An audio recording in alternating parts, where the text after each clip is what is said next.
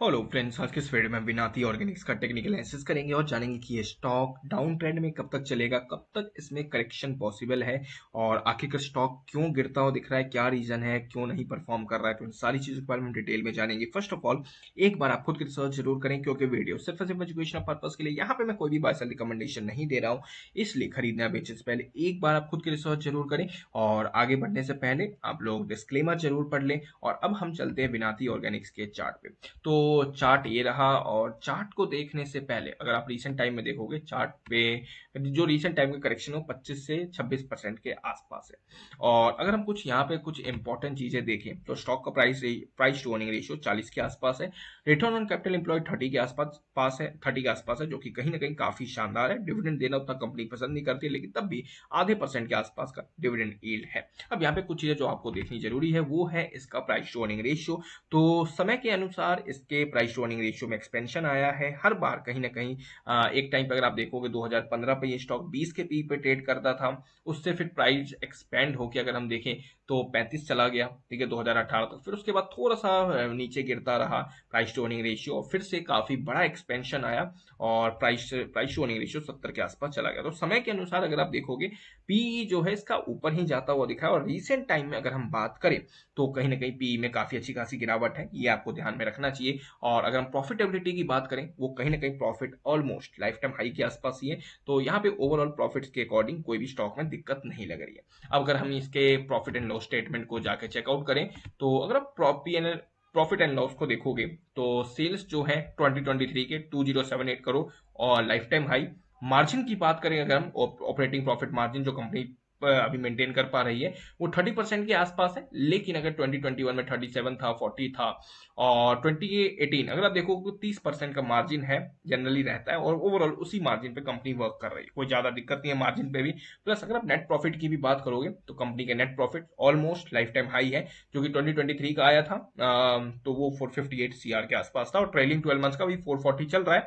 तो ये अभी कंप्लीट नहीं हुआ है, तो आने वाले दिनों में ये कंप्लीट हो जाएगा, तब हमें पता लगेगा नेक्स्ट ईयर 2024 में कंप्लीट होगा और तभी पता लगेगा कि नेट प्रॉफिट कितना इंक्रीज हुआ है। तो ओवरऑल यहाँ पे अगर हम देखें तो स्टॉक में कोई भी दिक्कत आपको नहीं लगेगी। प्रॉफिट ग्रोथ जो है लास्ट 10 ईयर्स का 21% है, सेल्स ग्रोथ 14% है, स्टॉक प्राइस का जो सीएजीआर रहा है लास्ट 10 ईयर्स का वो है 41%। तो काफी अच्छा परफॉर्म किया है। लेकिन अभी यहाँ पे जो दिक्कत है वो है ये कि स्टॉक चल नहीं रहा है। लेकिन ओवरऑल स्टॉक डिस्कस करते हैं चार्ट को देखने से पहले। हम यहाँ पे कुछ चीजें जान लेते हैं कि स्टॉक में अगर आप फंडामेंटल बेसिस पे देखोगे ऊपर ऊपर से आपको कोई भी दिक्कत यहाँ पे नहीं दिखेगी और स्टॉक काफी अच्छा लग रहा है और कहीं ना कहीं मल्टी बैगर है, रहा है पीछे और हो सकता है आने वाले दिनों में भी रहे, क्योंकि जिन कंपनीज का return on capital employed generally जो हाई रहता है तो वो कहीं ना कहीं मल्टी बैगर ही बनते हैं। ये बन चुका है और आने वाले टाइम में और बनता हुआ दिख सकता है, क्योंकि अभी भी रिटर्न ऑन कैपिटल एम्प्लॉयड 30% के आसपास है, जो कि कहीं ना कहीं काफी अच्छा है। ये आपको जरूर ध्यान में रखना चाहिए। अब यहाँ पे चार्ट की बात करें कि आखिर स्टॉक क्यों नहीं परफॉर्म कर रहा है, तो स्टॉक इसलिए परफॉर्म नहीं कर रहा है बिकॉज स्टॉक काफी लंबे बुल रन में ऑलरेडी रहा है। लास्ट 10 ईयर्स की अगर हम बात करें, 70 रुपए से ये स्टॉक 70-75 से ये 2500 पहुंच गया था।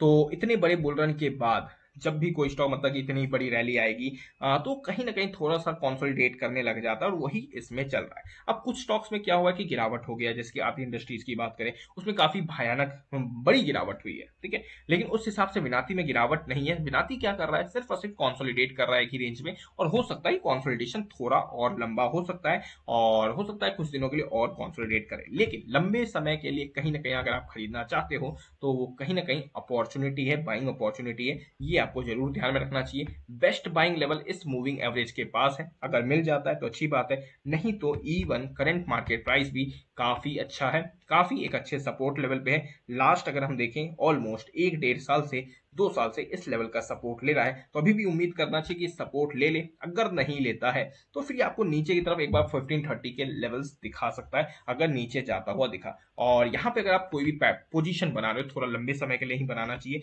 क्योंकि स्टॉक की कंडीशन फिलहाल की डेट में काफी मतलब कि खराब लग रही है। स्टॉक टेक्निकल लेवल्स पे काफी वीक लग रहा है, या वो मंथली चार्ट हो या वीकली चार्ट हो या वो डेली चार्ट हो। तो वीकनेस चारों तरफ से है, तो ऊपर जाने के चांसेस अभी थोड़े कम है, तो थोड़ा टाइम लगेगा। इसलिए अगर आप पोजीशन बना रहे हैं तो आपका व्यू लॉन्ग टर्म ही होना चाहिए, क्योंकि हो सकता है थोड़ा टाइम लगे पैसा बनने में, ये जरूर ध्यान में रखना चाहिए। बाकी एक बार आप खुद की रिसर्च करें। Thank you for watching this video.